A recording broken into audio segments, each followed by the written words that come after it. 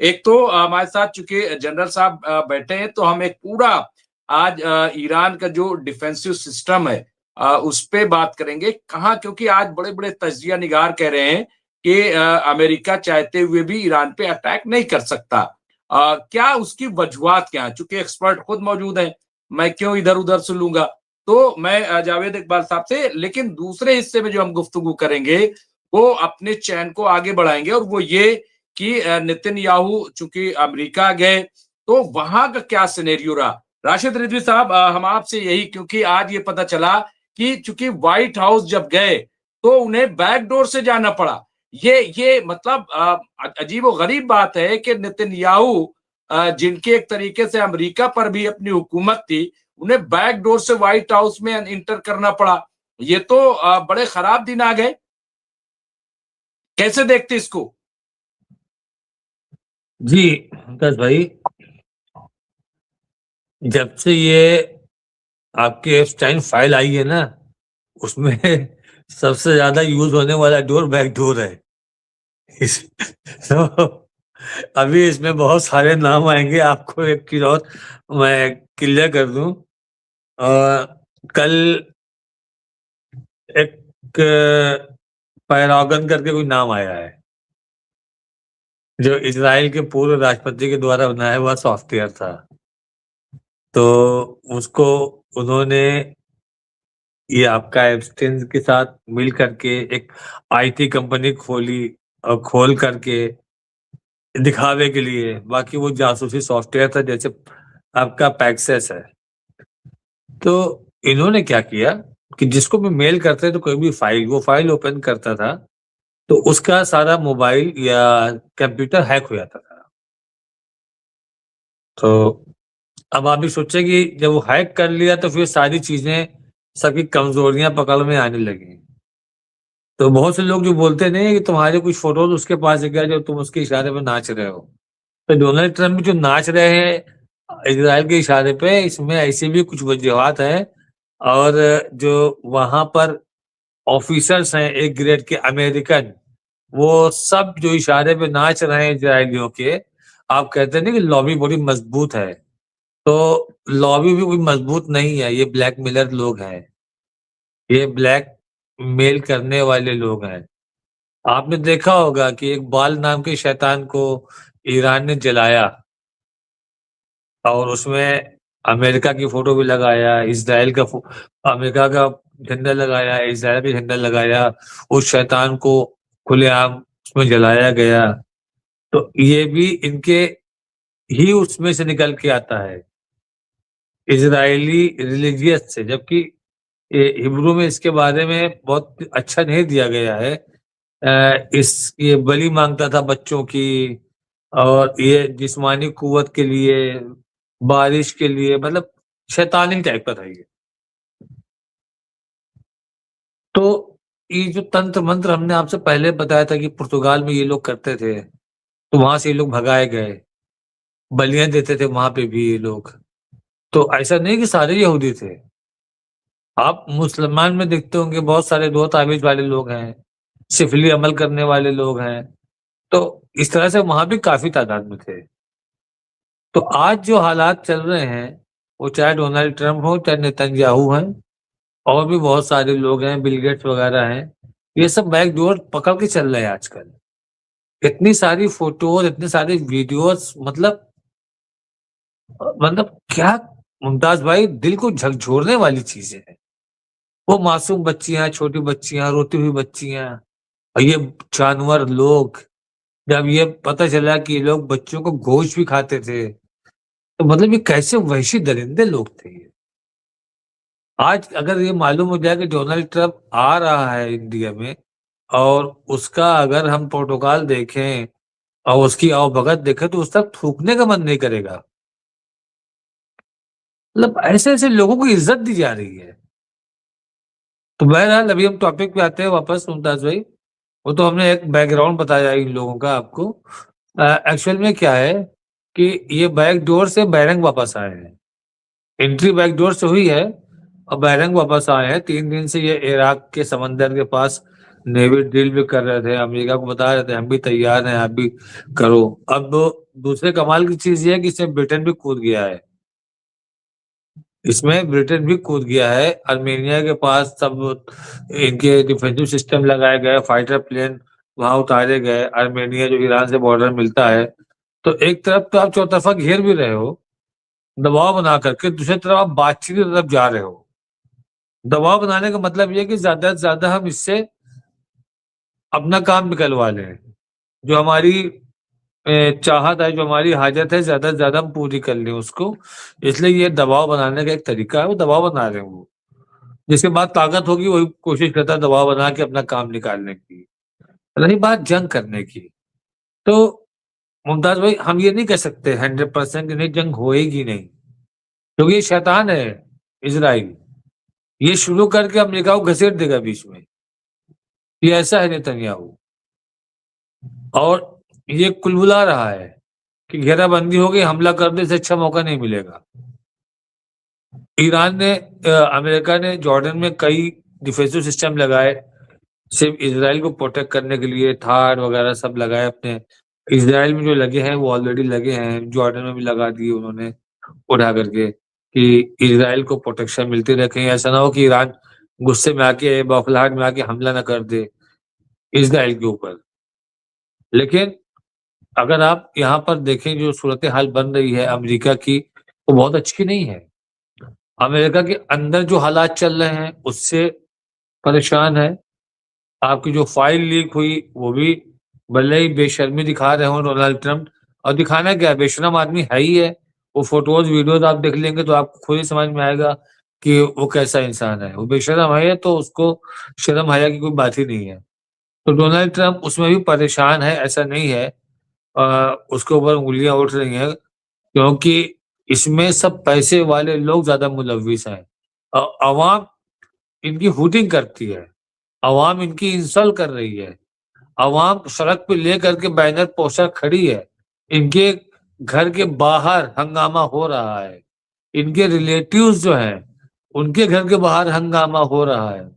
Plus जो इनकी police बनी हुई है, जो लोगों को पकड़ रही है, इमिग्रेशन वालों को जबरदस्ती गोली मार दे रही है, उसका भी हंगामा चल रहा है। इनके ऊपर फिर शटडाउन का प्रॉब्लम सामने आने वाला है। फाइनेंशियल क्राइसिस बहुत है। तो अमेरिका ये जानता है कि अगर हम लड़ेंगे तो बैक से सपोर्ट तो मिलता रहेगा, इसका रशिया का भी और चाइना का भी, और जंग पता नहीं कब तक खिंचे। और हमको तो कुछ ना इराक से हासिल हुआ ना अफगानिस्तान से हासिल हुआ। अगर ये लंबी खिंच गई तो ये दिक्कत, ये मुसीबत हमारे लिए हो जाएगी। बिल्कुल जहां तक बिल्कुल, और हम इस पे आएंगे फिर, लेकिन बड़ा अच्छा तजिया शुरू किया अमेरिका में नेतन्याहू और एफसीन फाइल और उन तमाम चीजों को जिस तरह से कनेक्ट किया है राशिद रिजवी साहब, वाकई काबिल तारीफ। एक अच्छा आपने उसको कनेक्ट किया है। तो और ये सच्चाई है जो आप कह रहे हैं। हमारे साथ जुड़ गए हैं सीनियर पॉलिटिकल एनालिस्ट कॉलम निगार फिरोज बख्त अहमद साहब। मैं उनका इस्तकबाल करता हूं, और वो मौलाना आजाद उर्दू यूनिवर्सिटी के चांसलर रहे, मिडिल ईस्ट पे बड़ी गहरी नजर रखते हैं। मैं उनके पास आऊंगा, लेकिन मैं चाहता हूं फिर से मैं जनरल साहब पास चलूं। और चूंकि हमने कनेक्ट किया था अभी, राशिद रिजवी साहब ने जो बात कही है मैं उसी से कनेक्ट कर दूंगा, लेकिन बात करूंगा डिफेंस के हवाले से ही। राशिद रिजवी साहब ने कहा कि इजराइल जो है वो फिर जंग छेड़ देगा ताकि अमेरिका कूद पड़े।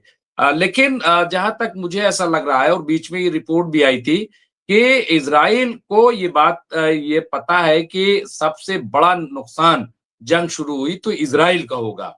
और जिस तरह से वहां एक खौफ का माहौल है इजराइल के अंदर, क्योंकि ऐसी मिसाइलें भी अब बना ली हैं ईरान ने कि जो उनके बंकरों तक को भेद सकती हैं, उनको निशाना बना सकती हैं।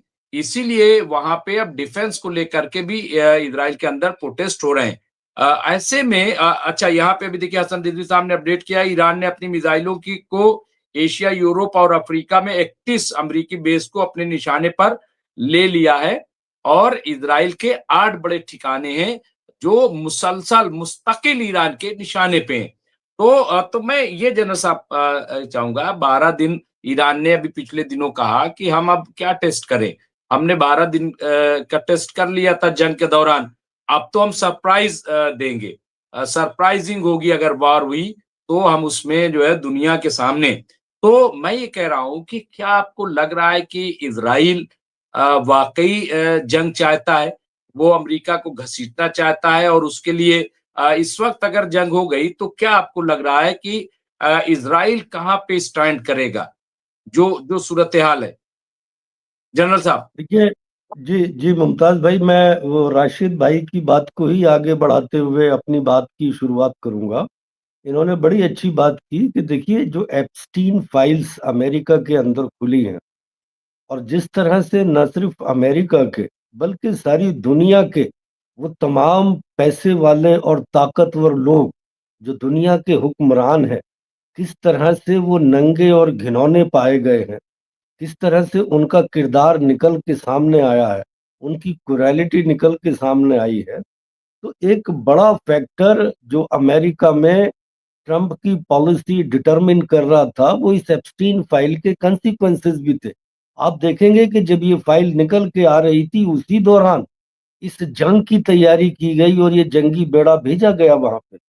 इसी तरह आप देखिएगा कि इजराइल के अंदर भी, जैसा हम बीच बीच में बात करते रहे हैं, कि वहां पे नेतन्याहू जो अपना ऑब्जेक्टिव था हमास के अगेंस्ट, वो नहीं हासिल कर पाया। हमास अभी भी वहां पे खड़ी हुई है और वो अपने आप को री इक्विप और रीआर्म कर रही है। हिजबुल्ला भी अपनी जंग की तैयारी कर रहा, वो भी अपने आप को रीआर्म कर रहे हैं। और इसके साथ साथ जैसे कि वो जो अक्टूबर 7 2023 के हमले थे, उनकी इंक्वायरी भी आगे बढ़ रही है और जो नेतन्याहू के केसेस हैं वो भी आगे बढ़ रहे हैं। तो इनका मामला सिर्फ ईरान से नहीं है, बल्कि जो इनके अपने इंटरनल पर्सनल पॉलिटिकल इश्यूज इनके अपने अपने कंट्रीज के अंदर हैं, उसकी तरफ से भी ध्यान हटाने के लिए ये लड़ाई की तरफ, ईरान की तरफ दुनिया भर का ध्यान फोकस किए हुए हैं। अब जो इशू चल रहा है, जो नेतन्याहू अमेरिका में पहुंचे थे, वो बेसिकली दो रीजन से पहुंचे थे। एक तो उन्हें इस तरह के इंडिकेशंस मिल रहे थे कि जिस तरह से बातचीत का दौर शुरू हुआ है और उस बातचीत के दौर में जिस तरह से ट्रंप ने, जहां ईरान का ये स्टैंड था कि बातचीत सिर्फ न्यूक्लियर इशू पे होगी और उस न्यूक्लियर इशू के अंदर भी हम अपना न्यूक्लियर एनरिच करना बंद नहीं करेंगे, इसके अलावा किसी और चीज के ऊपर बातचीत नहीं होगी, इसको भी ट्रंप ने एक पॉजिटिव सिग्नल बताया था। तो इस चीज को देखते हुए उन्हें ये लगा कि शायद ट्रंप निगोशिएशन में ईरान के साथ शामिल हो जाएंगे और वो सिर्फ न्यूक्लियर इशू के ऊपर बात करेंगे और ईरान के ऊपर शायद हमला भी नहीं करेंगे। तो वो इसीलिए वहां से अमेरिका पहुंचे, व्हाइट हाउस पहुंचे। और जितनी भी खबरें आ रही हैं, उनकी ये कोशिश है कि अमेरिका जो बातचीत ईरान के साथ हो रही है, उसके अंदर उनकी मिसाइल टेक्नोलॉजी, उसके अंदर जो उनकी मुजाहिमती ग्रुप्स को सपोर्ट है, उनको भी शामिल करे। और वो ये चाहते हैं कि बातचीत कुछ इस तरह से हो कि वो एक तरह से फेल हो जाए और दोबारा से जंग शुरू हो जाए। नेतन्याहू ये समझते हैं कि शायद अमेरिका इतना ताकतवर है कि वो ईरान को खत्म कर सकता है या ईरान में रिजीम चेंज ला सकता है या ईरान की इस सरकार को कंपेल कर सकता है वो शर्तें मानने के लिए जो कि नेतन्याहू चाहते हैं कि ईरान माने।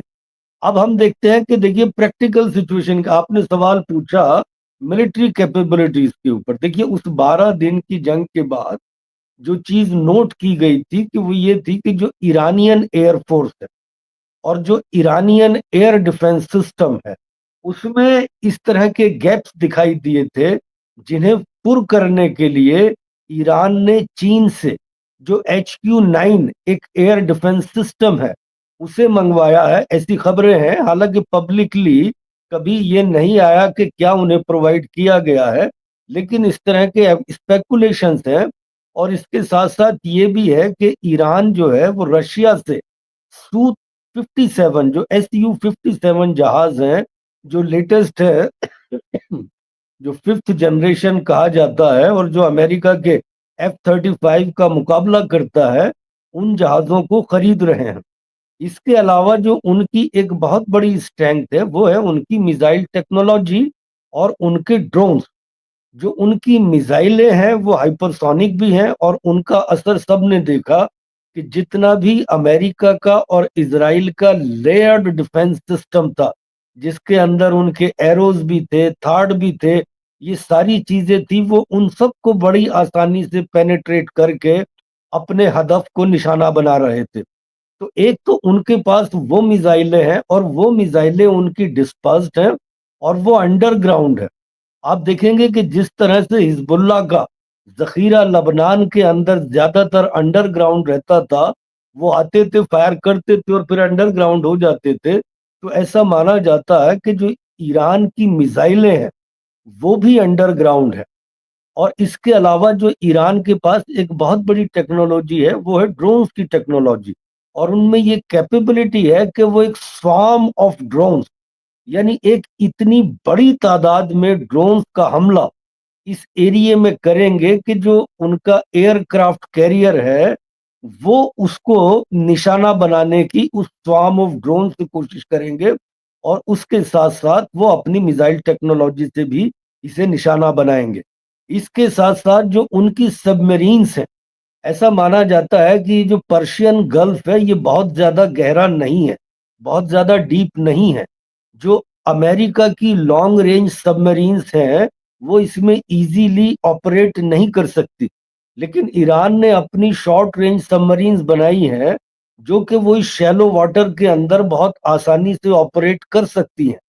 तो ईरान का जो हमला अमेरिका के ऊपर अगर जंग होती है तो मेरी नजर में वो 3 तरफ से हो सकता है, समुंदर के नीचे से, मिसाइलों के जरिए, और उनकी जो ड्रोन टेक्नोलॉजी है उसके जरिए।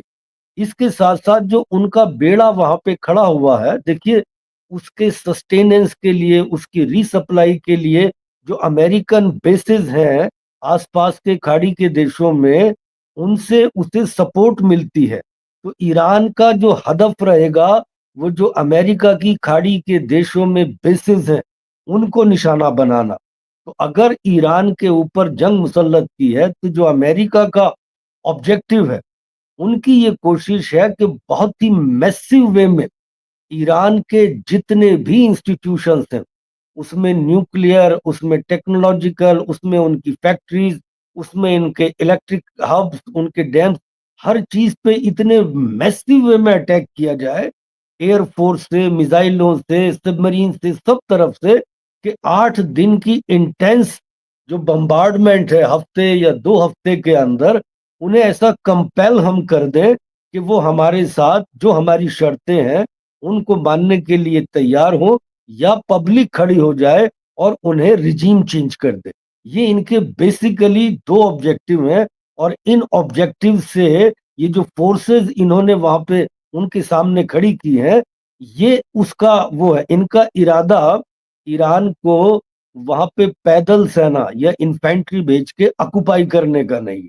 ये मैं यहाँ पे क्लियर कर दूं आपके सुनने वालों को कि जिस तरह का फोर्स स्ट्रक्चर खड़ा किया है उससे ये बड़ा साफ है कि इनकी ये इंटेंशन नहीं है कि ईरान में सेना भेज के उसको फिजिकली ऑक्युपाई किया जाए, जैसा कि इराक में या अफगानिस्तान में किया गया था।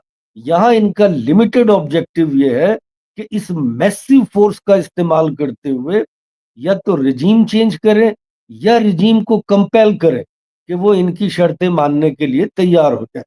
और ईरान की जो काउंटर स्ट्रेटेजी है वो मैंने आपको अभी एक्सप्लेन की है, और ईरान जो है वो एक लॉन्ग जंग की तैयारी में है।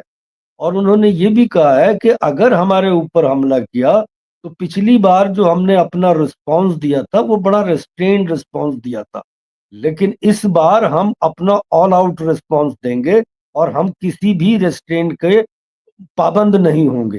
तो ये उन्होंने अमेरिका को कन्वे कर दिया है। अब इस बिल्कुल। सिचुएशन के अंदर जी जी जी